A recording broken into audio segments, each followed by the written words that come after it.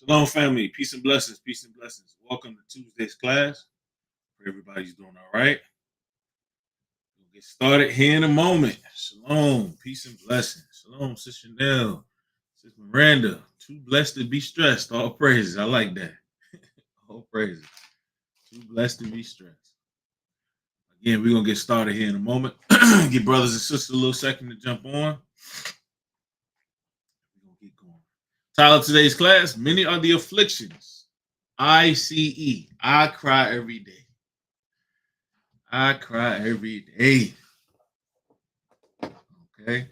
It don't need to be a big spectacle going on, but as we see in Los Angeles, mass deportations going on in the U.S. and on the news itself, it's, president sending members of the military and things of that nature on U.S. soil.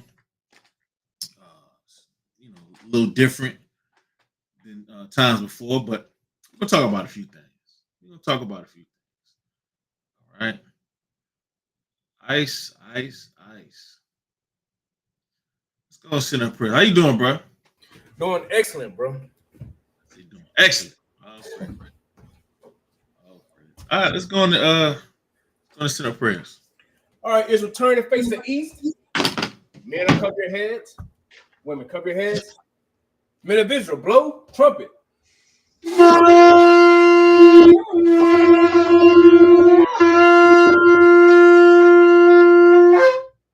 I cried unto the Lord with my voice. With my voice unto the Lord did I make my supplication. I poured out my complaint before him. I shewed before him my trouble. When my spirit was overwhelmed within me, then thou knewest my path. And the way wherein I walked had they privily laid a snare for me. I looked on my right hand and beheld, but there was no man that would know me. Refuge failed me. No man cared for my soul. I cried unto thee, O Lord. I said, thou art my refuge and my portion in the land of the living. Attend unto my cry, for I am brought very low. Deliver me from my persecutors, for they are stronger than I. Bring my soul out of prison, that I may praise thy name. The righteous shall compass me about, but thou shalt deal bountifully with me. Lord, as you increase the afflictions of your people during this time, Lord, I pray that our people come together and band together and cry loud to you, Lord, asking for repentance. Give mercy and faith to those who seek you, Lord. But as a nation, Lord, I pray that our nation can come back together and come back to you, Father, and cry. Even though these afflictions may be, hard right now, I pray that we keep the path and keep the faith in you, Christ. Lord, I pray that your word goes forth and may touch those who need it right now. In Christ's name we pray. Amen. Amen. Yeah, we'll get started in a moment. Title of today's class, Many Are the Afflictions. I.C.E. Okay. Now, many are the afflictions. Many. The brother mentioned in the prayer, the afflictions right now that may be hard. The times may be hard. We need those things. We need those times that's hard. We need that. We need those. We need that pain to show that we're alive, so to speak. You know what I'm saying? We need that thing to show. We need that pain, or we need those afflictions, so that we can show that we are the children of the Most High God. Like, we need those things. And most times we look at the afflictions of the people and things of that nature, and we look at it like it's a bad thing. We look at it like it's a bad thing, but I think y'all think about this for a second. Since the inception of Israel, have we been afflicted? since Jacob's name changed to Israel and we became the 12 tribes, the patriarchs, have we been afflicted? Or just been all good, all hunky-dory? Yeah, we've been through it. Man, we've been going through hell, man. We've been going through hell. So, people worry about what Trump doing and what these nations is doing and stuff like that. He's sending military to Los Angeles, and people don't even understand. Most people that watch the media They don't understand how big Los Angeles is. It's huge. It's huge. And the things that they're showing on TV is happening in remote locations. It's not the whole of Los Angeles. I watched this old show, this old movie, Escape Los Angeles. And that thing is with Kurt Russell. Man, that thing, Los Angeles is huge. I've been to LA. It's big. It's not no, you know what I'm saying? It's not overrun. They show images of it today of the federal building that they got thousands of military to go stand beside. Ain't nobody out there on that street. You know, the governor, like, what are y'all doing? They spent, y'all know how much it costs for them to send them people there? $134 million. Or, was it, no, 134 billion? It was either a million or billion, one of them. Either way, it's a huge number. Man, that could go towards, you know, helping the homeless or feeding somebody. You know what I'm saying? Like, take it. Yeah. Come on, man. But nonetheless, we're gonna talk about a few things. Go to 2nd Ezra chapter 5 and 26. We're gonna start there. It's the book of 2nd Ezra chapter 5 and verse 27.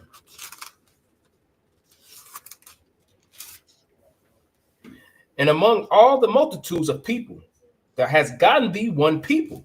Out of all the things the Lord created, he has a specialty, and out of all the multitudes of people, he's gotten thee one people. Now, the Lord getting him one people, that's a very, very great thing in regards to responsibility and accountability. With the Lord choosing us, that means he chose us to be his. He chose us to be holy. He chose us to keep the commandments. So we have a greater responsibility than even the multitudes that's upon the face of the earth, right? And with that greater responsibility comes a greater accountability, a greater judgment that's going to befall us. See, we oftentimes look at the nations like, oh, well, they ain't going through it like we do, or they ain't dealt with this like that, or this, that, and the third, because we have a greater responsibility. Okay? Greater responsibility. From there, let's finish that up for me.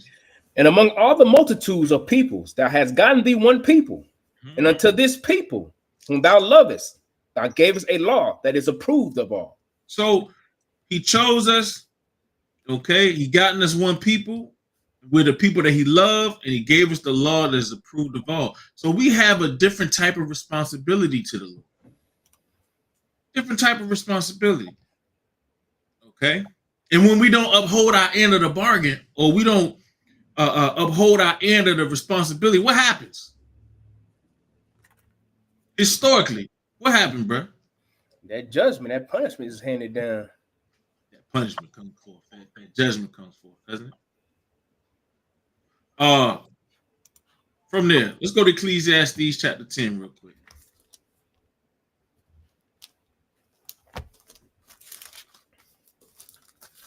It's the book of Ecclesiastes, chapter 10 and verse 5. There is an evil which I have seen under the sun, as an error which proceedeth from the ruler. So, hold on, read that one more time.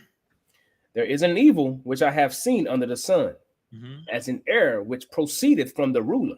So, as an error that proceedeth from the ruler, this is the evil that he's seen. Watch this, come on. Verse 6. Folly is set in great dignity. Folly is set, fools are set in great dignity. Fools are given great power, great authority. Folly, madness is running rampant. Madness is controlling the earth. The earth is given into the hands of the wicked, who are the greatest fools upon this earth. Folly is set in great dignity. Come on. And the rich sit in low places. And the rich sit in low places. The rich are the ones on the bottom. The rich are sitting upon the earth as the poor. That's crazy, right?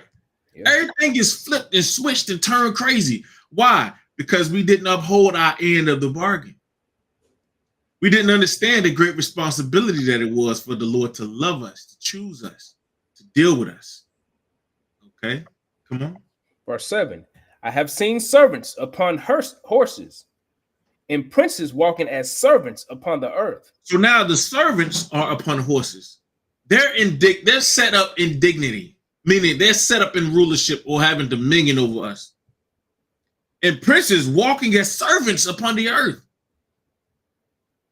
That's a great affliction to a king, walking as a peasant, walking as a servant. We should cry every day because we on a daggone bottom. We should cry every day that we can't make legislation, that we can't uphold the laws of God upon this earth. We should be crying every day. From there, Jeremiah chapter 2 and verse 1.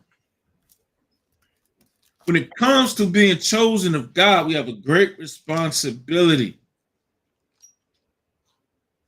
But we spoiled it.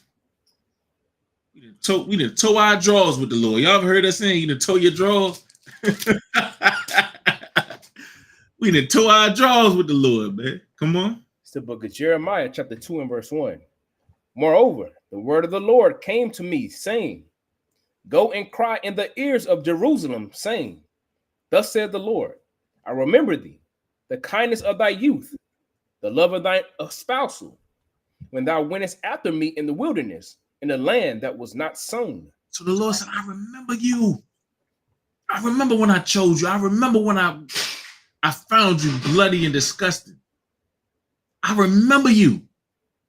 When I cleaned you up, I gave you the law, statutes, and commandments. I remember you. You came out, you coveted after my commandments. You kept the commandments of God. You followed all the instruction. I remember. But then, man, you did the opposite. You did the evil. Come on. Verse 3. Israel was holiness unto the Lord. Israel was what? Israel was holiness unto the Lord. Israel was holiness. Was. What that mean? Past tense. Past tense. He said, I remember you. You heard the commandments. Y'all kept them things for a little bit. You was holiness. Come on. Israel was holiness unto the Lord, and the first fruits of his increase. All that devour him shall offend. Evil shall come upon them, saith the Lord. So the Lord was fighting for us. All that oppressed us, all that came upon us, they had vengeance to pay. Come on. Verse 4. Hear ye the word of the Lord, O house of Jacob, and all the families of the house of Israel. Thus said the Lord, What iniquity have your fathers found in me, that they are gone far from me? So what iniquity has our fathers found with the laws of God? That they've gone far from us. They went far from the Most High's commandments. What did the Lord do that was wrong? What was commanded that was so bad that we had to go into the midst of idolatry? What was there? So you got to ask the same question today. What is so bad with keeping the commandments today? Hearkening to the word of God today. See, we want to moan and complain and get up in arms when evil happened to our people, or when we see situations that don't look beneficial to us. When in all actuality, it is. You know, until Northern Kingdom was getting persecuted and spoiled and removed with mass deportations from the U.S., they thought that they was Esau. Mm. They were sitting in the seat as Esau. They're like, man, we say, hey, we the same people. They're like, no, you black like these. We not the same. We look like them. Okay? So for a time, Northern Kingdom, they identified as Edomites. And they had issue with their brothers. Okay? They had issue with the nation of Israel, the southern kingdom of Israel. To the point where they had disdain for us. They feel a certain way, and it's vice versa. It's vice versa. Because, Judah, Benjamin, and Levi are upset. They're like, you think you them. You ain't them. Northern Kingdom like, I'm them. I'm the nations. I'm not you. I don't like you. I hate you. And we always been at odds. Okay? Until when? Until they show their true colors. Until they show you, nah, you are the same people. We just tolerate y'all a little bit better. Okay? So these afflictions or these issues or situations that come to pass, they must come. They gotta happen. Because if they don't, Northern Kingdom, they'll still be in the same mindset. We good. Yeah, we good over here. We good. They saw this sister, this Issachar sister, on the news, and she was like, you know, who you voting for? She said, we voting for Trump.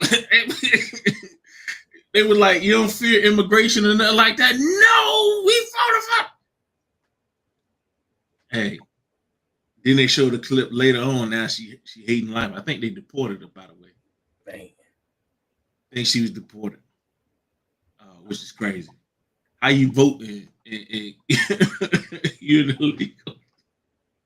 Hey, one of the biggest TikTokers, the guy, the real black tall guy.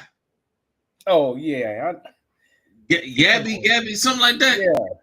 Hey, they deported him. They say everybody must EMG. They love the acronyms, don't they? They love them acronyms, man. Everybody must go. Okay, but what's crazy is at the White House, the German governor or chancellor, whatever, came and bought Trump his grandfather's birth certificate. Man. From Germany. Showing you the hypocrisy. Showing you the hypocrisy.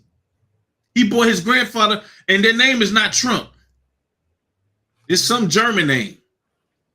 Okay? These people got us fooled. They had the Northern Kingdom fooled crazy. So much so that they helped this dude get in office. And Maxine Waters, she said on the news, she said, man, I told y'all, I tried to warn y'all what he was going to do when he got back in there. But our people are, I'm telling you, they want to be so in tune and so in touch with these nations, Esau in particular, to the point where they destroying us. But this ain't nothing new. This ain't nothing new. Everybody's so upset. Now they fighting together. They throwing rocks together. You seen that on the news? Yeah, they throwing rocks at the policemen. They throwing rocks, tearing the police cars up, throwing rocks together now. Okay, maybe in that solidarity, you know, with a common enemy, because that's how it happened. You have a common enemy, you grow closer. So Lord's will, we grow closer, man. Northern and Southern Kingdom, we grow closer in our afflictions. We come and support each other. We comfort each other. You know what I'm saying? Because we sport as a nation, and we've been that way for quite some time. Okay, been that way for quite some time. But we got to bridge that gap. We got to work together and build together and show each other that love that we should have one towards another. Okay. Read on. It's the book of Jeremiah, chapter 2 and verse 5. Thus saith the Lord, what iniquity have your fathers found in me, that they are gone far from me, and have walked after vanity, and are become vain? So what evil did your fathers find that I committed? What evils did the Lord do to us, man? Nothing. Nothing at all. Chose us, loved us. You know, they say the nice guy always finished last. And majority of our people, like in relationships, the female always want the bad boy, the one that's gonna do them wrong, do them dirty and stuff like that. But the nice guy is always treated wrong and things of that nature. The kind-hearted one is always ran over. We took the kindness of the Most High for weakness and became vain. Because what? Thou shalt not kill. What's wrong with that? Yeah. Love your neighbors, you love yourself. What is wrong with that? Don't steal from your brother. Don't lie to your brother. Don't bear false witness against your brother. Listen, when your father and mother, you honor them in the Lord. What's wrong with that? Absolutely nothing. Okay? The issue was us. Okay? Come on. Verse 6. Neither said they, where is the Lord that brought us up out of the land of Egypt, that led us through the wilderness, through a land of deserts and of pits, through a land of drought and of the shadow of death, through a land that no man passed through and where no man dwelt? So they didn't call on the Lord that redeemed us out out of all this danger that walk with us in that darkness. Okay, danger ever present, danger all around us, nations all around us want to kill us. The Lord walked us through there. What did he do wrong? What did he do wrong? What did he say? What did he say? He said nothing, nothing evil, nothing wrong. It's us. The issue has always been with us. Why are we spoiled? We don't like to be fresh. Come on. Verse 7. And I brought you into a plentiful country to eat the fruit thereof and the goodness thereof. But when ye entered, ye defiled my land and made mine heritage an abomination. I gave you this land, and this how you repay me? You make it abominable? You do all the things against the land that I told you to do? Think about over here. The land where never mankind dwelt, Arsarit, where the Lord allowed passage of the northern kingdom to come over here, to keep the commandments where they couldn't keep it back then. And we're going to talk about that. To keep the commandments where they couldn't keep it in captivity. So he allowed passage for northern kingdom to come over here. And what did they do? They start killing each other, eating each other's hearts, start having cannibalism, worshiping all kinds of idols, worshiping so-called nature, worshiping all these different things instead of the Lord that delivered them even to come over here. Now look at the results of it. So everybody want to look at right now and don't want to look at the root cause. Well, in the IT field, we do something. If there's an issue, if there's an outage, if there's something, we do a root cause analysis. We analyze the root cause of the matter to figure out why did this happen, how we can change how it affects us going forward. Okay, so we can have a point of attack and milestone. We can have documentation to allow us to say, okay, this happened because of this, and so we can never do that again. See, our people don't take those steps. They don't understand that methodology. So we go through the same things over and over and over. Okay? So the root cause has always been us. When the Lord allowed passage for the northern kingdom to come over here in this land, you know why I was taken? Much like the promised land. Because we did evil in this land. We did evil in this land. Madness. Everybody want to talk about the trail of tears where the Lord cried every day over us. All the evil that we did. All the millions that was put to death deserved it. We say, oh, they was innocent. No, they wasn't. When they came over here, they did much evil in this nation, man, in this land. That's why all the evil that is being reflected upon our people now, we deserve it. Come on. Verse 8. The priest said not, where is the Lord? And they that handled the law knew me not. The pastors also transgressed against me, and the prophets prophesied by Baal, and walked after things that do not profit. So instead of asking what the Lord is, or instead of inquiring of God, we created idols. Instead of going to the Most High and saying, Lord, what have we done? We transgressed. The pastors, the priests, our leaders, they didn't go to the Lord. They went to Baal Peor. Okay, they went to things or nations that couldn't profit us. Come on. Verse 9. Wherefore I will yet plead with you, said the Lord, and with their children's children will I plead. For pass over the isles of Chittim and see, and send unto Kedar, and consider diligently, and see if there be such a thing. Hath the nation changed their gods, which are yet no gods? So the question is, has a nation changed their gods? Well, when you look historically, the nations, they ain't switch up. The idols that they made, they did not switch up. We did. We have the ultimate power. We switched up on the power. Elohim, we switched up. When it comes to the nations, I'm talking about, they are sincere. They are fervent believers. Fervent. Man, I seen during Ramadan, man, beating their own backs, they cutting themselves. I'm talking about they fervent with their beliefs. Our people, not so. Come on. But my people have changed their glory for that which doth not profit. So our people have changed their glory for nothing. You change your glory for nothing. Come on. Verse 12. Be astonished, O ye heavens. Be astonished, O ye heavens, at this, and be horribly afraid. Be ye very desolate, said the Lord. So be astonished, oh ye, the heavens, the angels are witnessing this. The heavens are witnessing this, the evil that we've been in the midst of. Be astonished, O ye heavens, at this, and be horribly afraid. Be ye very desolate, said the Lord. What does it mean to fall into desolation? Is that a good thing? Is that something pleasant? Desolation. With desolation comes destruction. That's the only way things can become desolate.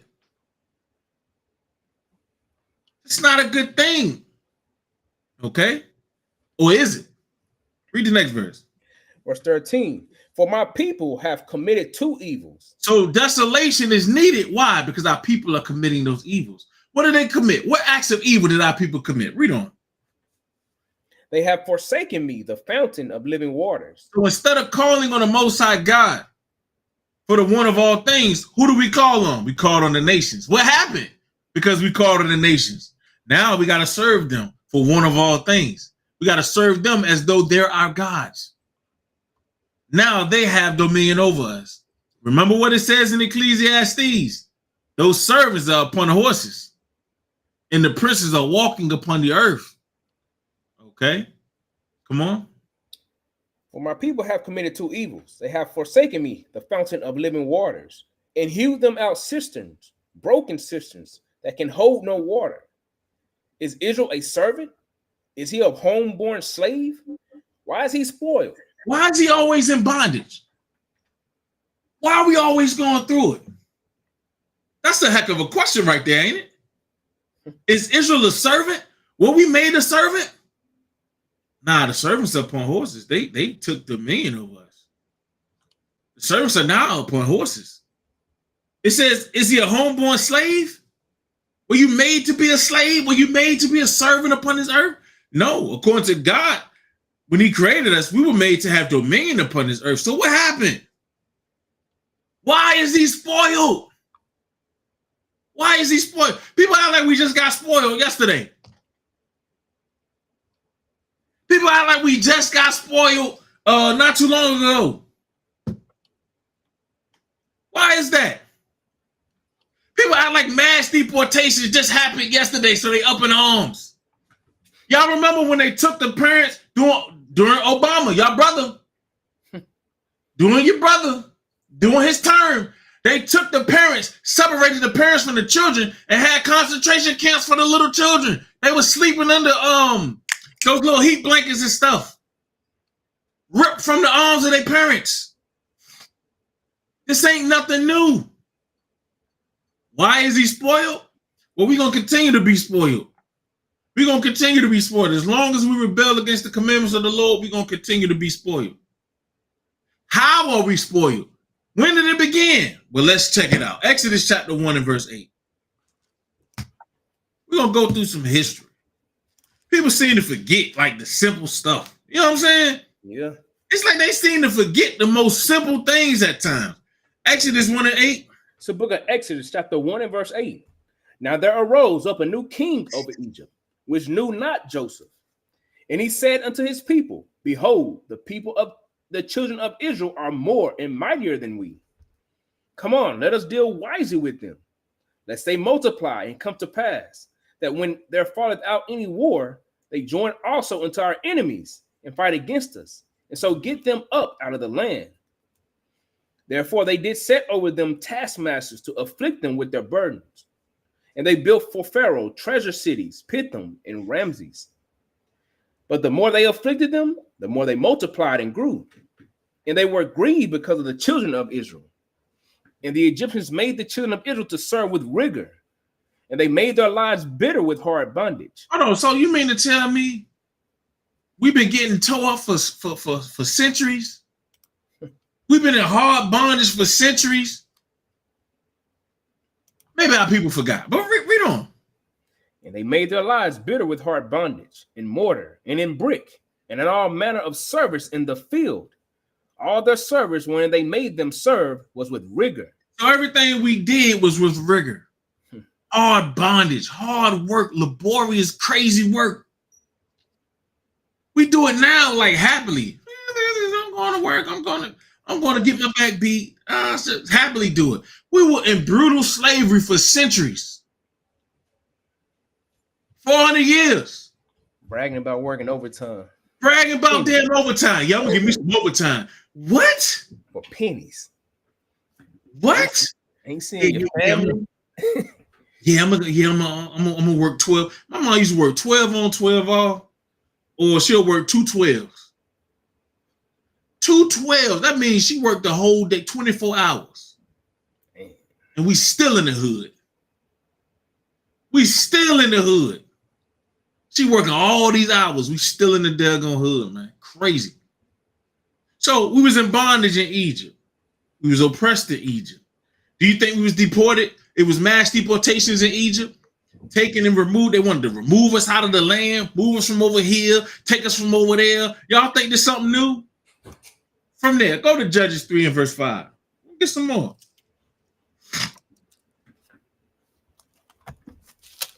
It's the book of Judges, chapter 3 and verse 5.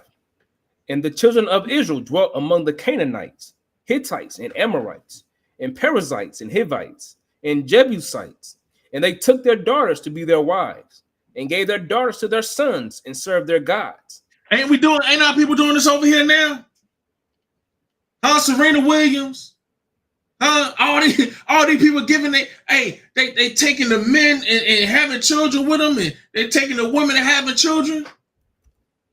Tyrese Halliburton was his daddy. Got a damn cave woman right there. I'm like, man, this your mama? I'm telling you, it's crazy, bro. Our people doing this right now, today. And we wonder why we being oppressed even more. Come on. Verse 7.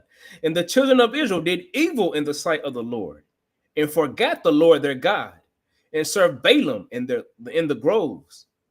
Therefore the anger of the Lord was hot against Israel, and he sold them into the hand of the Cushan Rishathai them. And he sold them to the king of Chusarithim them, king of Mesopotamia. Sorry. So we went into slavery in Mesopotamia. For how long, brother? And served Chusarithim 8 years. 8 years. So we was enslaved in Mesopotamia for 8 years. Okay. Give me Judges 3 and 12 now. Jump down to verse 12. Verse 12. And the children of Israel did evil again in the sight of the Lord. Man, we keep doing evil. We keeping the trend up. We keeping evil alive. You know how they say keep hope alive? We keeping evil alive, man. Come on. And the Lord strengthened Eglon, the king of Moab, against Israel, because they had done evil in the sight of the Lord. And he gathered unto him the children of Ammon and Amalek, and went and smote Israel, and possessed the city of palm trees. So they possessed the city of palm trees. Sound real nice, don't it? Real nice. The city of palm trees. Watch this. Come on. Verse 14. So the children of Israel served Eglon, the king of Moab, 18 years. How long did the washpots have us in slavery? 18 years. 18 years. We got out of captivity, Thomas, and we grown. We grown. Yeah, grown stupid. From there, go to chapter 4 and verse 1. It's the book of Judges, chapter 4 and verse 1. So Mesopotamia, Moab, who else? Who else? Come on. And the children of Israel again did evil in the sight of the Lord, when Ehud was dead, and the Lord sold them into the hand of Jabin, king of Canaan, that reigned in Hazor, the captain of whose host was Sisera, which dwelt in Harosheth of the Gentiles. And the children of Israel cried unto the Lord, for he had 900 chariots of iron. In 20 years, he mightily oppressed the children of Israel. So how long were we oppressed in Canaan? 20 years. 20 years. This is the real age of an adult. So we really grown now, huh? Yeah. Doing much evil, doing all manner of evil, Caesarea, doing all manner of evil. From there, go to Judges 6 and verse 1. So Mesopotamia, Moab, Canaan. Okay. Who else? It's the book of Judges, chapter 6 and verse 1. And the children of Israel did evil in the sight of the Lord.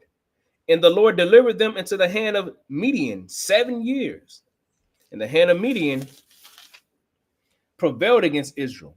And because of the Midianites, the children of Israel made them the dens which are in the mountains, and caves and strongholds. So we was digging caves and all kinds of stuff trying to get away. Read on. Verse 3. And so it was when Israel had sown that the Midianites came up, and the Amalekites and the children of the east, even they came up against them. And they encamped against them and destroyed the increase of the earth, till thou come into Gaza and left no sustenance for Israel, neither sheep, nor ox, nor ass. So whatever we sold, whatever camel or ass or sheep or ox that we raised, they came and they took all our stuff. Ate it up. They ate it in our face. Tore up Gaza. Ain't Gaza being tore up again? Y'all see how it's being tore up again now? Okay? This ain't nothing new. How long we was oppressed, bro? What do you say? You want to keep reading? I don't think it's it. Well, the Midianites, we was oppressed for 7 years. Okay. 7 years. All right. Judges 13 and 1.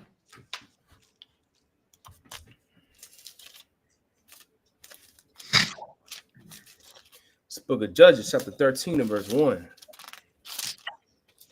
And the children of Israel did evil again in the sight of the Lord. We did what?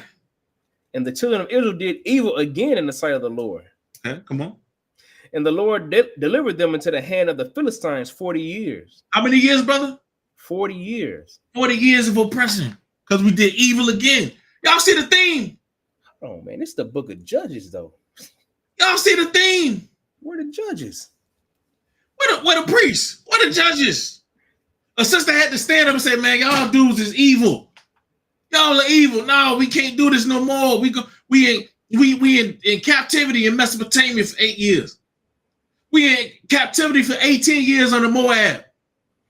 We being oppressed by the Canaanites for 20 years. The Midianites, 7 years, we were devastated. We were impoverished. They took our food. They took everything. Now the dirty Philistines, for 40 years, we enslaved to them. We ain't done. Shalmaneser the fifth, he besieged Samaria for 3 years. Sargon II, he captured it. Then they weren't done. Then they start deporting the Israelites. They started getting us up out of there.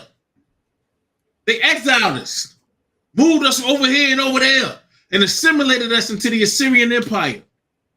Okay? And then he brought foreign settlers in the land, and they dwelt in the land as though it was theirs. Get that in 2 Kings 17 and 1. So this right here, I need y'all to understand something, man. We talking about ICE. I cry every day when I read this word and understand what we done been through. Understand the evil that you know what I'm saying? We talk about ICE, man. The hell with ICE. The devil been a devil since the devil was the damn devil. This ain't nothing new. And we've been evil since evil was evil. Everybody's so worried about what they... Come on, man. Read that, bro. It's the book of 2 Kings, chapter 17 and verse 1. In the 12th year of Ahaz, king of Judah, began Hoshea, the son of Eli, to reign in Samaria over Israel 9 years. How many years, brother? 9 years. Come on. He did that which was evil in the sight of the Lord, but not as the kings of Israel that were before him. Mm-hmm. Against him came up Shalmaneser, king of Assyria, and Hoshea became his servant and gave him presents. So he the king. How you the king and you become a servant? Huh? How you the king? You the king of Judah, but you a servant? Do that even sound right? How's that sound? Come on.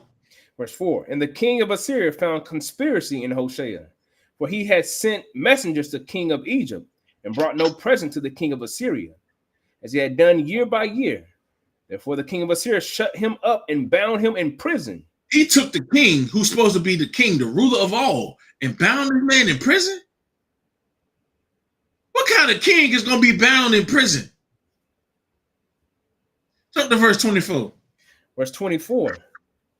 And the king of Assyria brought men from Babylon, and from Cutha, and from Ava, and from Hamath, and from Sepharvaim, and placed them in the cities of Samaria instead of the children of Israel. And they possessed Samaria and dwelt in the cities thereof. So they deported the children of Israel, dwelt in the land, and you think if any Israelites came and tried to settle in, what would they do? They'll deport them again. They'll deport them again. It's nothing new under the sun. It's the same evil, y'all. The same evil. So they conquered us. Okay. Jump to chapter 18 and verse 13. Book of 2 Kings, chapter 18 and verse 13. Now in the 14th year of King Hezekiah did Sennacherib, king of Assyria, come up. Sennacherib, king of Assyria, come up against all the fenced cities of Judah and took them. So he already took Samaria, which is the northern kingdom, led by the capital of Ephraim. Now he's going against Judah. Okay, so first he deported Israel, and then he's going to deport Judah. Y'all see how that works? Now Trump is deporting Israel. Who y'all think is next? Come on. Verse 14. And Hezekiah, king of Judah, sent to the king of Assyria, to Lachish, saying, I have offended. Return from me. That which thou puttest on me will I bear. And the king of Assyria appointed unto Hezekiah, king of Judah, 300 talents of silver and 30 talents of gold. And Hezekiah gave all the silver that was found in the house of the Lord, and in the treasures of the king's house. At that time did Hezekiah cut off the gold from the doors of the temple of the Lord, and from the pillars which Hezekiah, king of Judah, had overlaid, and gave it to the king of Assyria. So he took he tried to buy this man off, took all the gold that from the doors, all the gold, man. He scraping gold off, trying to get to the king of Assyria so we don't get captured. We don't get taken into captivity. Daniel chapter 1 and verse 1. Man, I'm telling you, this stuff is nothing new, man. Those that have spiritual eyes, those that read and study their Bible, man, you understand what's going on. These things need to happen. It's the book of Daniel, chapter 1 and verse 1. In the 3rd year of the reign of Jehoiakim, king of Judah. Hold on. Jehoiakim is the king, right? Jehoiakim is the king. This is the 3rd year of his reign. Listen to this. Listen to this garbage right here. Read. In the 3rd year of the reign of Jehoiakim, king of Judah, came Nebuchadnezzar, king of Babylon, unto Jerusalem and besieged it. How you a king? Our kings was worthless. The king's supposed to take care of the kingdom, right? Safeguard the kingdom. How you a king and you let another king come in and trump your kingship? You know what I'm saying? How is that possible? Come on. Verse 2. And the Lord gave Jehoiakim, king of Judah, into his hand, with part of the vessels of the house of God, which he carried into the land of Shinar, to the house of his God. And he brought the vessels unto the treasure house of his God. And the king spake unto Ashpenaz, the master of his eunuchs, that he should bring certain of the children of Israel, and of the king's seed, and of the princes. So hold on. So not only did he take the king and take over the kingdom, he's taking the king's seed as well. Man. What kind of king is that? Your sons ain't even, listen, your sons ain't even safe. You can't even keep your sons safe. Your children, you can't keep them safe.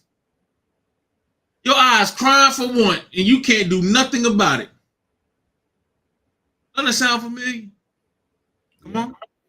Verse 4. Children in whom was no blemish, but well favored, and skillful in all wisdom, in cunning and knowledge, in understanding science, and such as had ability in them to stand in the king's palace, and whom they might teach the learning in the tongue of the Chaldeans. So who is this?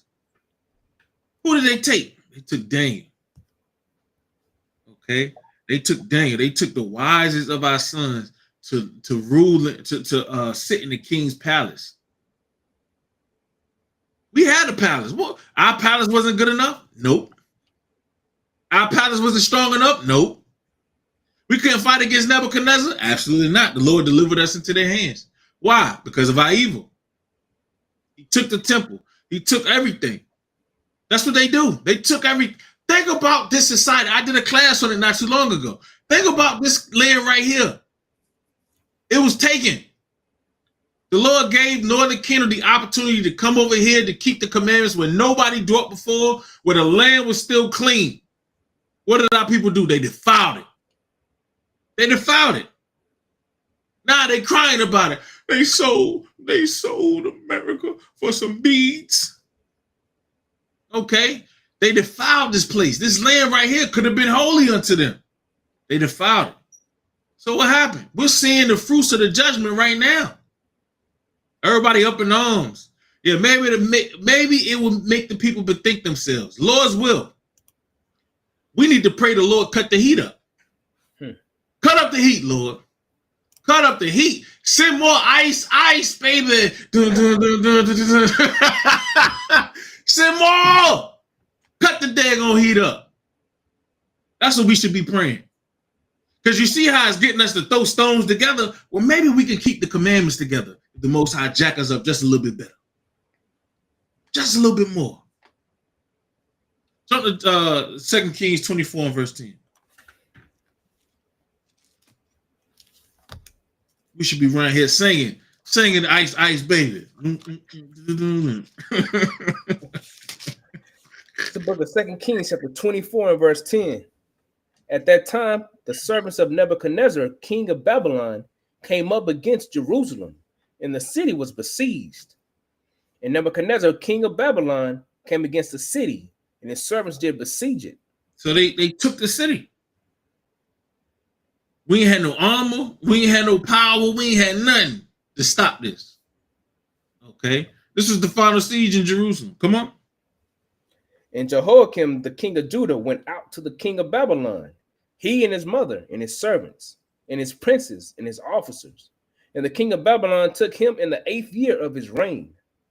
And he carried out thence all the treasures of the house of the Lord and the treasures of the king's house, and cut in pieces all the vessels of gold which Solomon, king of Israel, had made in the temple of the Lord, as the Lord had said. And he carried away all Jerusalem and all the princes and all the mighty. Hold on. What they do? Carry them away, right? What does that mean to take somebody or kick somebody out? They deported them. Come on. And he carried away all Jerusalem and all the princes and all the mighty men of valor, even 10,000 captives and all the craftsmen and smiths. None remained, save the poorest sort of the people of the land. And he carried away Jehoiakim to Babylon, and the king's mother, and the king's wives, and his officers, and the mighty of the land. Those carried he into captivity from Jerusalem to Babylon. So he carried them from Jerusalem to Babylon. They was deported to Babylon. Sent away. His whole family taking them. Come on, man. Read on. Verse 16. And all the men of might, even 7,000, and craftsmen and smiths 1,000, all that were strong and apt for war, even them the king of Babylon brought captive to Babylon. So it ain't matter the strength. Even the strongest, the 7,000 strongest, they was taken in captivity. Taken in captivity. Sieged. Listen. The siege in 70 AD wasn't the first time we was, on the brink of starvation. It wasn't the first time we was being deported about our land, removed from the land. Okay, it ain't the first time. Give me 2 Kings 25 and verse 1. Book of 2 Kings, chapter 25 and verse 1. And it came to pass in the 9th year of his reign, in the 10th month, in the 10th day of the month, that Nebuchadnezzar, king of Babylon, came, he and all his host, against Jerusalem, and pitched against it. And they built forts against it and round about. And the city was besieged until the 11th year of King Zedekiah. So the city was besieged until the ruler Zedekiah. How you a king and you under bondage to another king? That makes no sense to me. But read on. Verse 2. And the city was seized until the 11th year of King Zedekiah. And on the 9th day of the 4th month, the famine prevailed in the city, and there was no bread for the people of the land. So you see that 70 AD wasn't the first time that our cities was besieged and we were starved out. You a king, you're supposed to provide for your kingdom. How come we ain't had no bread? It was an extreme famine. In the extreme famine in 70 AD, when the Romans came against us, we were eating our children. We ate our children. Lamentations 2 and 11. It was so bad, we was eating our children and scheming against each other. One sister said, all right, we're going to eat your child today, and then tomorrow we're going to eat my child. Dang. They killed the child, cooked the child, ate the child, and the next day, the woman said, all right, you'll go. Like, I don't know what you're talking about. They were scheming, eating each other's children, lying to each other, scheming about it. This ain't nothing new. The evil that we going through ain't nothing new. It's all a lesson that we got to learn from. All these evils that's upon us, these are lessons that we got to get some understanding from. Lamentations 2 and 11. It's the book of Lamentations, chapter 2 and verse 11. Mine eyes did fail with tears. My bowels are troubled. My liver is poured upon the earth for the destruction of the daughter of my people. So I cry every day. I don't need no acronym I.C.E. or no federal people, no military taking my people and sending them to another country, sending them back to the country where they came in at. This is the country that they supposed to be in. They occupy this thing and removing you out. This ain't nothing new. I cry every day. I lament. We supposed to lament every day for the destruction of our people. You getting mad now, throwing rocks. Y'all, hey, I be want to join together now and throw rocks, and they get mad when they call in they army. They've been the nations have been calling in our armies forever against us. We had 7,000 valiant men that could not stand up against the Babylonians. Archers. We had all manner of skillful fighters. They could not stand because of our evil, not because they weren't skilled, but the Lord delivered us into their hands because of our evil. And that's exactly what's going on today. So I don't care. And a lot of y'all y'all paying attention to what Trump is doing, and it's doing you a disservice. I'm gonna tell you why. He ain't mentioned nothing about no military until that dude started talking about the Epstein files. He ain't say nothing about no military, no nothing. He won't even talk about California. Soon as that dude says something, man, hey, we need to send some troops over there.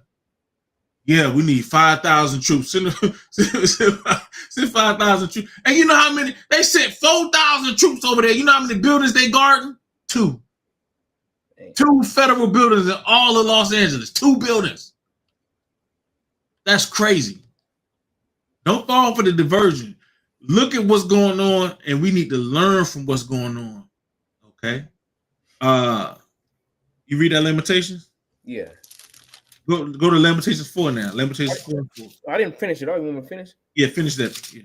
Because the children of the sucklings swoon in the streets of the city. They say to the mothers, where is corn and wine?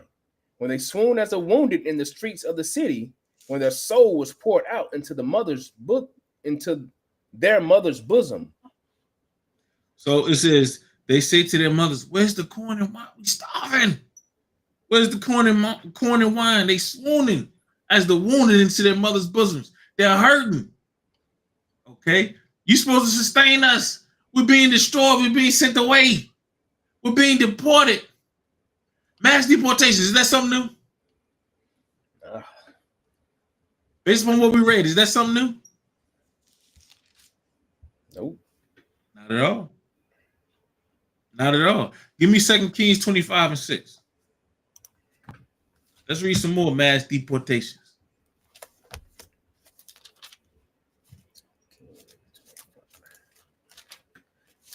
25 verse 6. Mm-hmm. King Zedekiah's son.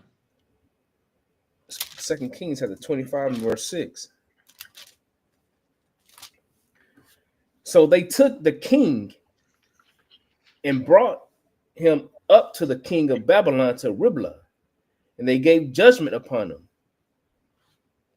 And they slew the sons of Zedekiah before his eyes. So they not only took the king from the kingdom from the king, they killed his sons right in front of his face, right in his face. Right in his face. Come on. And they verse 7. Let's read from the top. And they slew the sons of Zedekiah before his eyes, and put out the eyes of Zedekiah, and bound him with fetters of brass, and carried him to Babylon. So they killed Zedekiah's sons in front of him. Then they put his eyes out, and then led him captive to Babylon. This is like, is this your king? Ain't nobody said on the thing, is this your king? I'm telling you, man, our kings was worthless. Because they couldn't stop any of the evils that come upon us. You know how they could have stopped it? Instructed us all to keep the commandments of God. That's the only way they could have stopped it. The only way. Turn down to verse 11. Verse 11.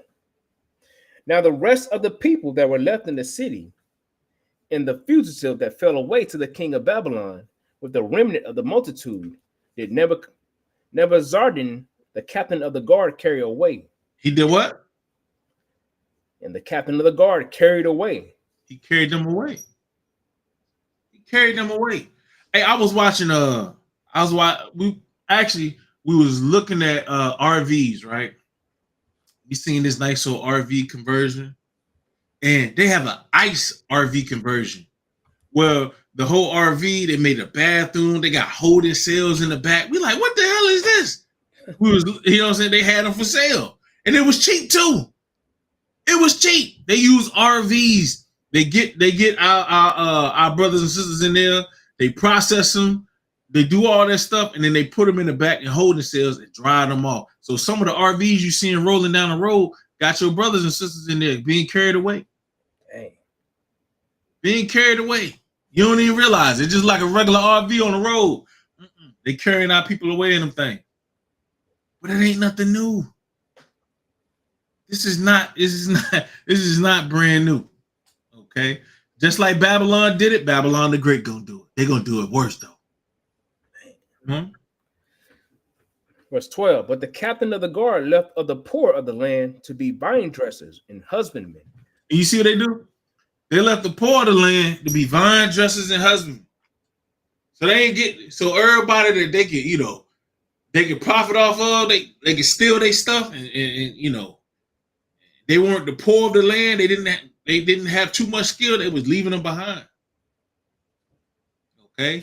And deporting the rest, taking them to Babylon so they can build up Babylon. All right?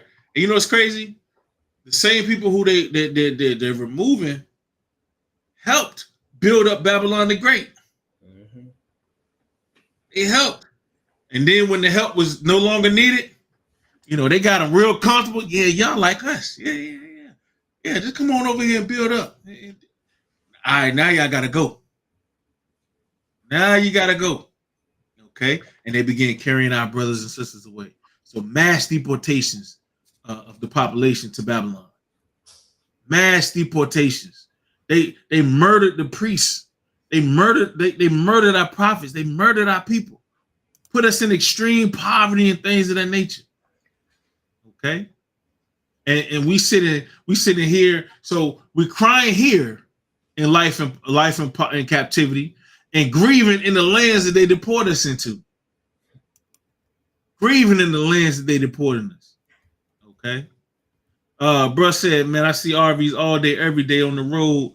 Would have not thought that. Yeah, bruh. We was looking at RVs to, you know what I'm saying?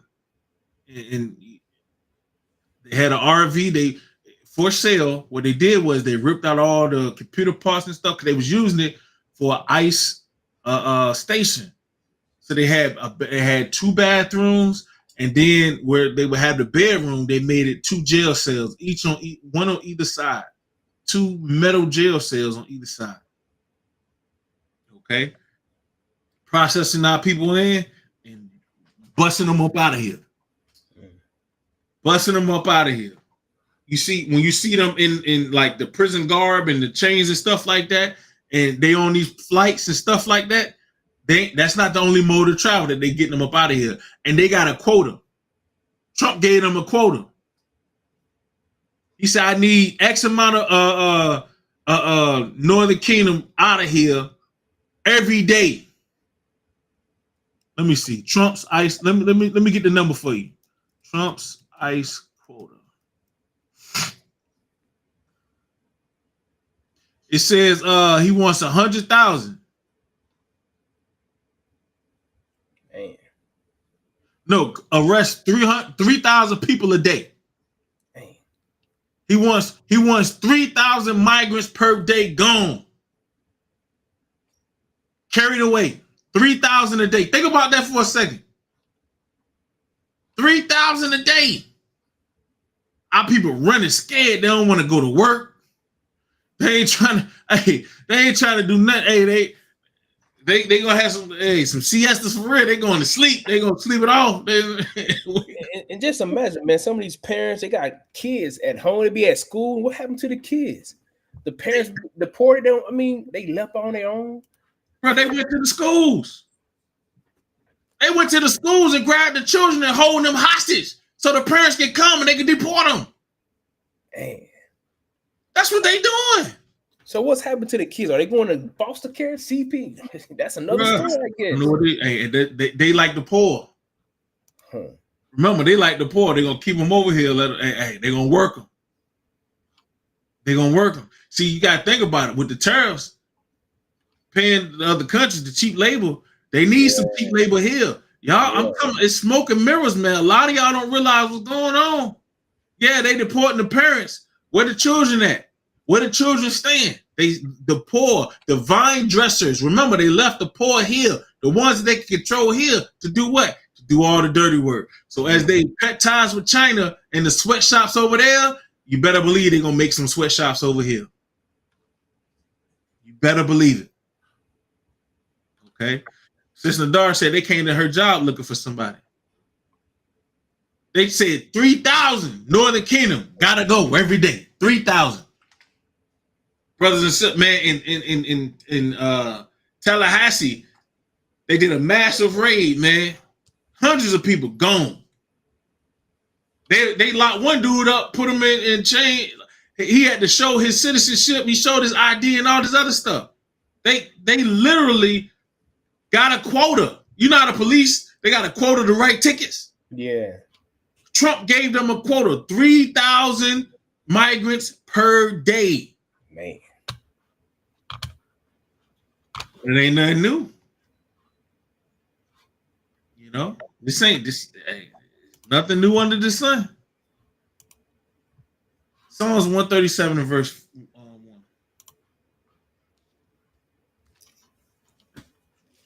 It's the book of Psalms, 137 and verse 1. By the rivers of Babylon, there we sat down. Yea, we wept when we remembered Zion. We hanged our hearts upon the willows in the midst thereof. Now I got a question. We was taken out of our land, carried away. Now we in Babylon, by the rivers of Babylon, and we weeping about our land. What are those that's being deported? What y'all think they do? Crying, weeping. About their land. Some of them been over here for years. Northern Kingdom, a bit of life over here. Got children. They ripped apart from their families. Now they by the rivers of Babylon, crying, mourning. Come on. For there they carried us away captive, required of us a song, and that they that wasted us required of of us myrrh, saying, sing us one of the songs of Zion. So they want us to sing. They want us to sing to them. They want us to be happy. The fools of our people over here singing and excited about the calamity, not trying to change from it, not understanding what it is. Okay, and a lot of Northern Kingdom, I'm gonna tell you, a lot of they ain't saying it out loud, but they saying it. They're like, well, it ain't me until it's you. It ain't me until it's you. Okay. Bro said, by me working in the produce industry, Northern Kingdom haven't shown up to pick crops, which will make produce go higher at checkout.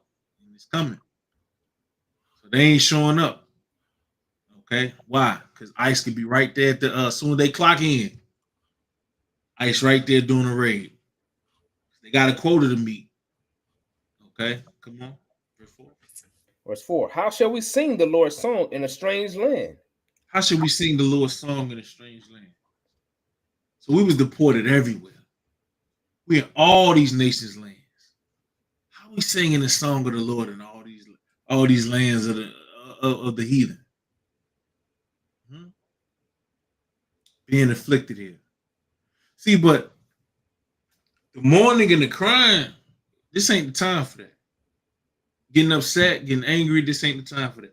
Throwing rocks at the police cars and you know, risking life and limb and freedom, this ain't the time for that.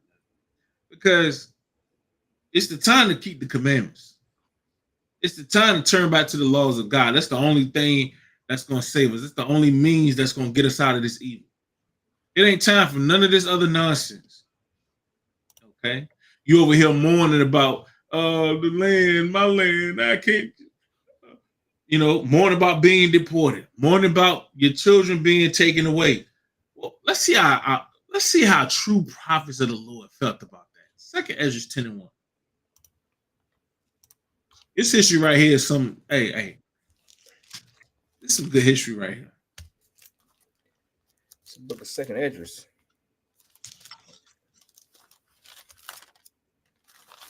Chapter 10 and verse 1.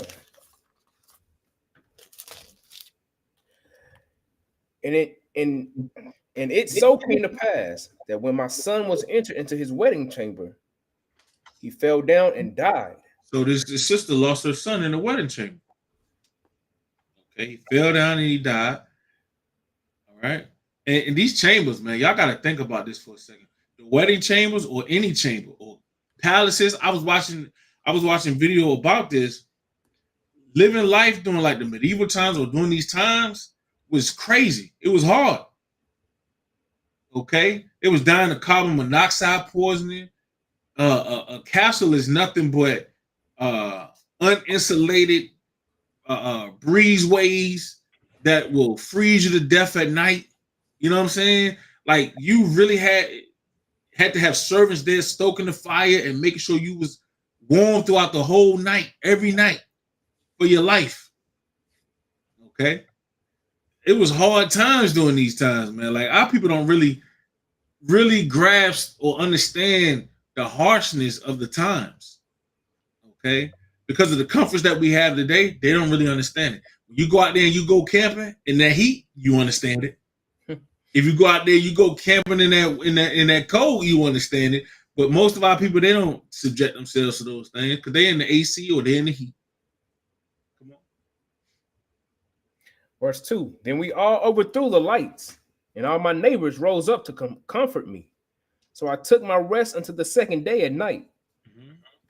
And it came to pass when they had all left out to comfort me, to the end I might be quiet. Then rose I up by night and fled, and came hither unto this field, as thou seest. And I do now purpose not to return unto the city, but here to stay, and neither to eat nor drink, but continually to mourn and to fast until I die. So she went into this field and she's mourning her son.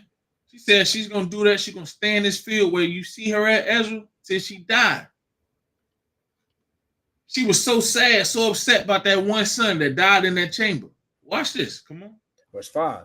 Then left I the meditations wherein I was, and spake to her in anger, saying. So this brother was meditating, and she comes speaking this nonsense. And he lifted up and spoke to her in anger. Come on. Or 6, thou foolish woman, above all other, seest thou not our mourning and what happeneth unto us? So she's mourning her one son. But all the nation of Israel being jacked up. We crying every day. It's our people being put to death daily. Evils come upon our people daily. Okay? People protesting and throwing rocks, ain't nothing new. Us being displaced, nothing new. Okay? But to cry for one and not for the whole nation of Israel, something wrong with you. That's why he was mad at this woman. Come on. Or 7, how that Zion, our mother, is full of all heaviness and much humbled, mourning very sore. And now, seeing we all mourn and are sad, for we are all in heaviness, art thou grievous for one son? So we all in mourning. When these things happen to y'all, it happened to us. When it happened to us, it happened to y'all. We are all in mourning. You upset about this one time, this one son, this one situation? Huh? What's wrong with you? He called this woman a fool. He called her a foolish woman, man. Give me Psalms 34:16. We got to understand something about our God. A lot of y'all, claim to know the God you serve, but you don't know who you talking about. It's the book of Psalms, chapter 34 and verse 16. The face of the Lord is against them that do evil, to cut off the remembrance of them from the earth. So the Lord's goal is to cut off the remembrance of the wicked. It's a lot of wickedness amongst our people, but you're talking about the nations as well. But watch this. Come on. Verse 17. The righteous cry, and the Lord heareth, and delivereth them out of all their troubles. So when we cry, the Lord hears it, and he delivers us. Okay? He delivers us. This woman cried for her son. She didn't care about the deliverance of the nation of Israel. She wanted to die for that one son. We want to die for the whole nation of Israel, like Christ did. That's what our heart is. That's what our mind is. But read on. Verse 18. The Lord is nigh unto them that are of a broken heart, and saveth such as be of a contrite spirit. This is the point right here. Verse 19. Verse 19. Many are the afflictions of the righteous. What's that first word? Many. Many. What does many mean? A lot. A lot. Many are the afflictions of the righteous. What you crying for? Huh? What you upset for? Being deported? We've been deported since we were deported, man, since we was a people. What are we talking about? What are we talking about? We are historical deportees. We don't need ICE to tell us. Read on. Many are the afflictions of the righteous, but the Lord delivered him out of them all. And the Lord will deliver us out of that thing, man. The Lord gonna deliver us out of this. How he gonna deliver us? How's he gonna deliver us? With an excellent, a marvelous, a beautiful judgment. Jeremiah 30 and verse 12.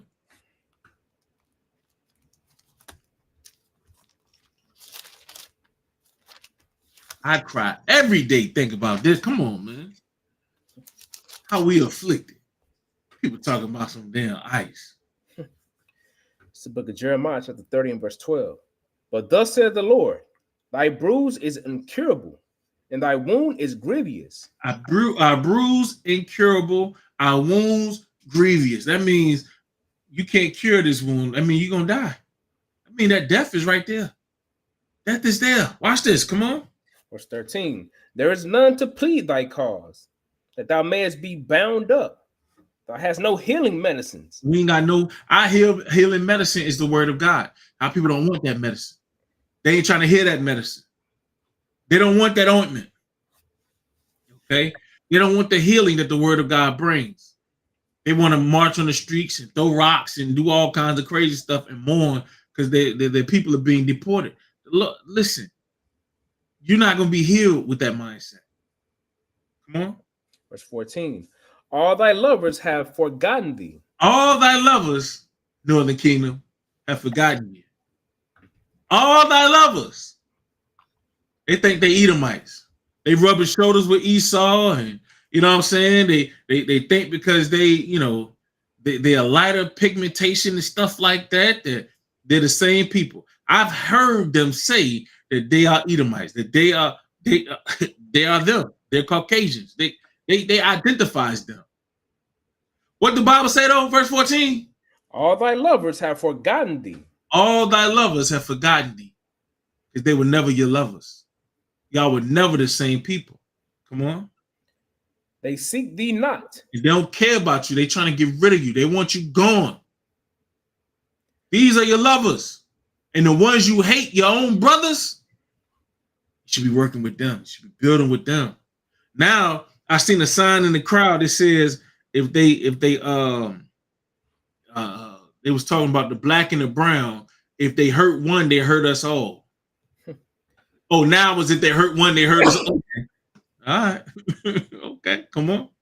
For I've wounded thee with the wound of an enemy, with the chastisement of a cruel one, for the multitude of thine iniquity, because thy sins were increased. This is the reason why we're going through these things. Our sins were increased, y'all. The multitude of our iniquity kept adding up, and the Lord is not pleased with that thing. Come on.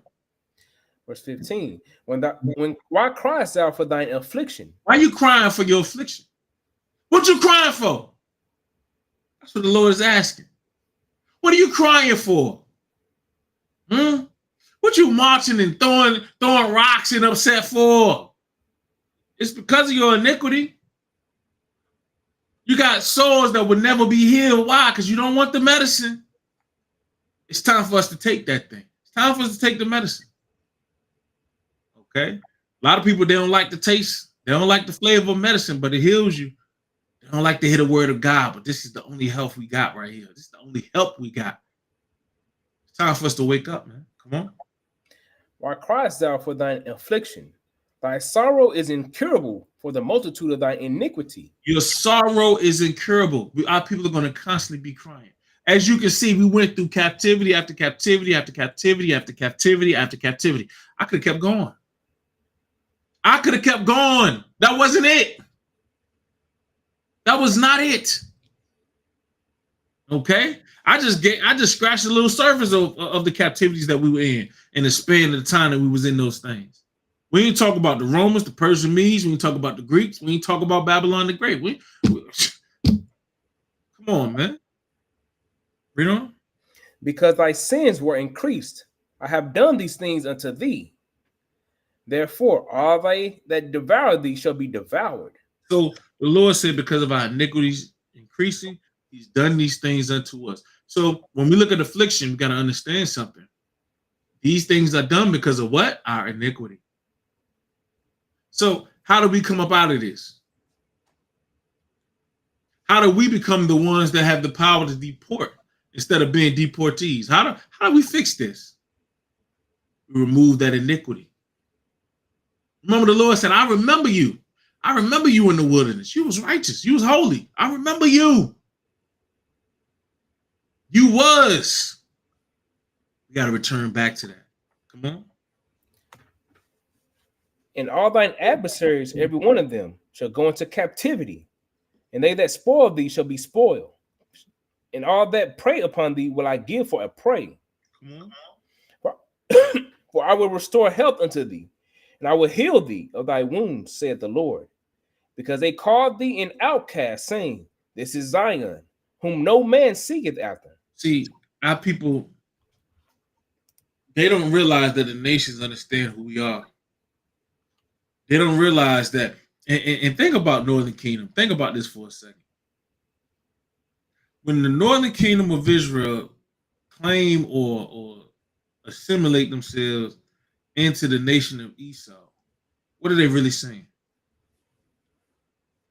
We don't want to be known as the Lord's, turning back on the Lord. Okay.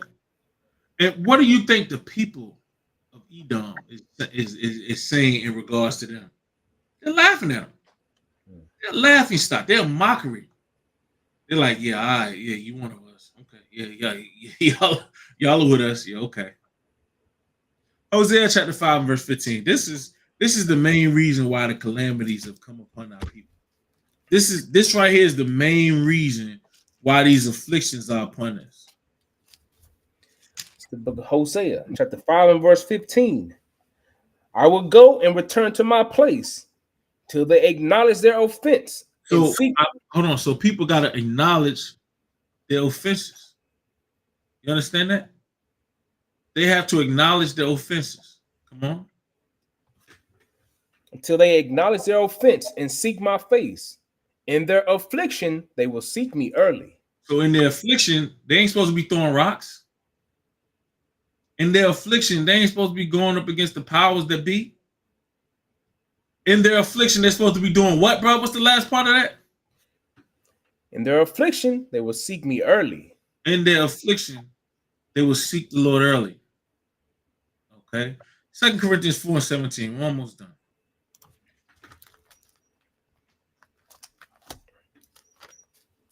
It's the book of 2 Corinthians, chapter 4 and verse 17. For our light affliction, which is but for a moment. What kind of affliction is this, bro? For our light affliction. So all the afflictions that we done been through, all the captivities that we done been in, that's a light affliction. That's a light affliction. Come on. For our light affliction, which is but for a moment, worketh for us a far more exceeding and eternal weight of glory. So the affliction works a work in us to get us to change. Okay? To get us to change, to look at what's going on, look at the situation and be like, yo, we are in sin, we are evil. We need to, in our affliction, in our deportations, come together and keep the commandments, not throw rocks, not moan and complain and cry. I want to stay in your country. Why? So you can stay evil? You can keep doing all the evil in your heart? Huh? Our people need to go through it so they can learn. But according to the scripture, I understand most of our people ain't gonna learn nothing. They ain't gonna learn nothing. Okay? But this light affliction, these things are light. This light work. When the affliction, the true affliction come, we're gonna see how y'all act. We're gonna see how y'all brothers and sisters act, man. Okay? Because some of y'all don't want, some of our brothers and sisters don't want no affliction. They don't want to be chastened. They don't want to be punished for their iniquity.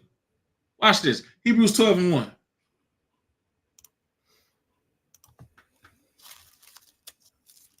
Listen to this. Hebrews chapter 12 and verse 1. Wherefore, seeing we also are compassed about with so great a cloud of witnesses, let us lay aside every weight and the sin which doth so easily beset us. So we got to lay away every weight in the sin that besets us. The issue is the sin, the iniquity that we're in the midst of. That's the problem. That's our problem. Okay? That's the root cause. Watch this. Come on. And let us run with patience the race that is set before us, looking unto Jesus, the author and finisher of our faith, who for the joy that was set before him endured the cross, despising the shame, and sat down at the right hand of the throne of God. For consider him that endured such contradiction of sinners against himself, lest ye be wearied and faint in your minds. So we got to consider Christ when we're going through these things. Gotta consider Christ when we're going through it. Come on. Verse 4. For have not ye resisted unto blood, striving against sin? And ye have forgotten the exhortation which speaketh unto you as unto children. My son, despise not thou the chastening of the Lord. Don't despise what? Despise not the chastening of the Lord. So these afflictions is just chastenings of the Lord. These deportations, chastenings of the Lord, to make you acknowledge your offense. And in your offense, you're going to seek the Lord early. Not throw rocks, not be mad, not cry, not mourn. Okay? Seek the Lord God. Seek this medicine from that incurable wound that we have, that madness that we're in the midst of. Come on. Despise not the chastening of the Lord, nor faint when thou art rebuked of him. And don't faint. Don't fall out, bug out when you're rebuked, you're corrected of God. Come on. For whom the Lord loveth, he chasteneth, and scourges every son whom he receiveth. So when you're receiving of that scourge, or when you're receiving of that chastening, you know that pain tells you, yeah, you're the son of God, you're a child of God, you're of the remnant of the 12 tribes. All praise to the Most High. Okay, and if you get deported, wherever you're deported to, guess what? Keep the commandments wherever you at. If you manage to not be amongst those 3,000 a day that they're deporting, guess what? Keep the commandments right here in the land of Babylon the Great. But it all boils down to us keeping the commandments. That's it. And it sounds very simple, but it's not. Because if it was that easy, everybody would be keeping the commandments, would they not? From there. No, that's all I got. That's all I got for today's class. That's all I got for today's class. Any questions? Any questions? You got anything you want to add, bro?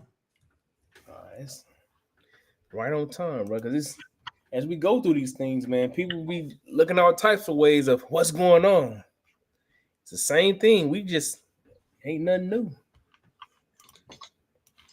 Same thing. Everybody, people running around scared, worried, all this, that, and the third, man. They might be scared they're gonna get deported. Guess what? If it happens, then what? If it happens, then what? You still gotta keep these commandments. Yep. Okay. And Lord's will, if say for instance you built the family here.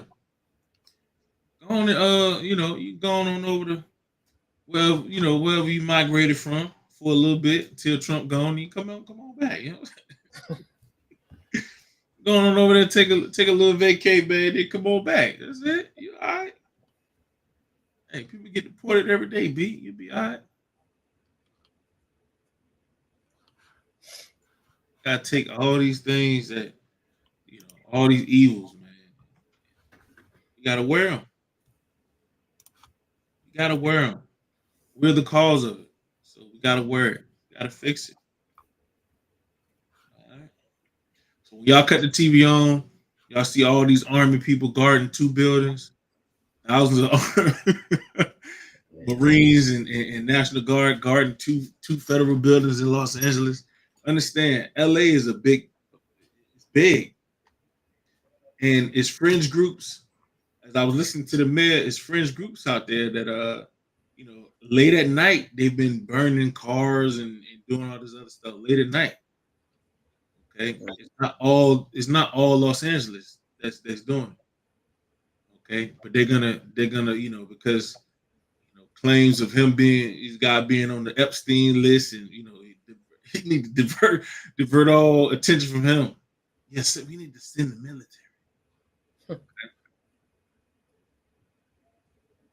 Don't be believe none of what you hear, half what you see. Yep. Your eyes will play tricks on you. You'll think you know what's going on. You'll see something, and it's a lie. It's a complete and utter lie. I watched a video the other day. It was a fake news reporter, and she was making these reports about the weather. And then she was like, "I'm fake." You know what I'm saying? As she was reporting, she was like, "I'm fake." And then like, it's a storm over here, and da da da da da, and there's a big monstrous creature coming out of the water. I'm fake. It looked real.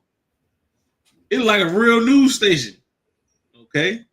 A lot of people said, man, they feel bad for their grandparents and old people that don't understand what AI is. Man. Hey, you gotta be vigilant in the word, man. Y'all, stay in the word of God, man. Y'all be all right. And if you are part of the 3,000 Northern Kingdom, hey, repent. Keep these commandments wherever they send you back to. Wherever you go. And guess what? When Trump leave, man, y'all come on back over here, man. They ain't put no wall up, nothing like that. Y'all come on back. Y'all come on back. Keep the commandments over here, though. I don't see any questions. Thank y'all for tuning into Tuesday's class. My apologies for Sunday, man. I'm telling you, I was out of it. I slept till 3 p.m. I wasn't even up on what happened. I crashed. My apologies on Sunday's class, but definitely tune in for next Sunday. If y'all got any questions, y'all got any topics, y'all got any requests, y'all I need prayer, send them to info@heirsofvisual.org.